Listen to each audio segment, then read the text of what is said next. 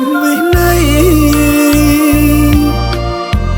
កំរបីជោគជ័យមកមុតហានខ្លាគេទៅយួងជាតិជើងក្របដោយផ្កា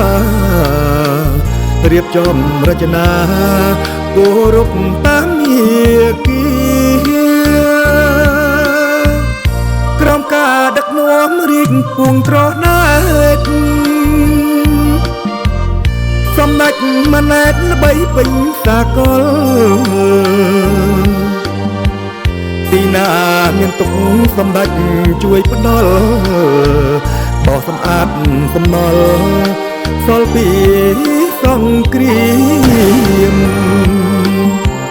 កងទ័ពមកខៀវខ្មែរយើងល្បាញល្បីសម្ដេចធិបតីណែនាំគ្រប់គ្រារាំងសាសន្តិភាពមករួមពួនដៃគ្នារាំងសាការពីប្រជាស៊ីវិល98ទី2បាំងគីខ្ញុំអើយខ្ញុំប្រឹងអត់បាយដោយមិនរួញរីនៅជាមួយអ្នកគ្រប់ពេលវេលាខ្ញុំសូមទីនេះជួយអ្នករហូត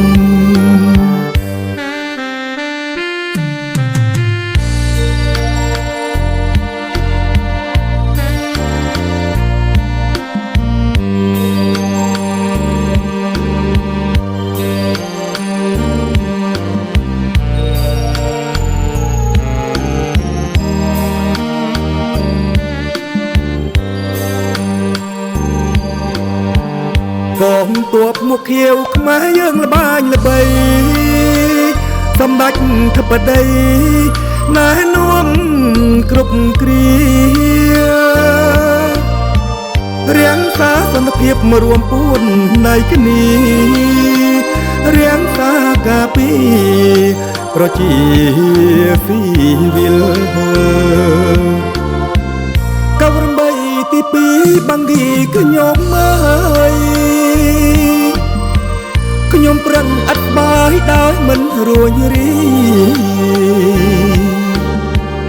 នៅជាមួយអ្នកគ្រប់ពេលវេលាខ្ញុំសូមទីនេះជួយអ្នករហូត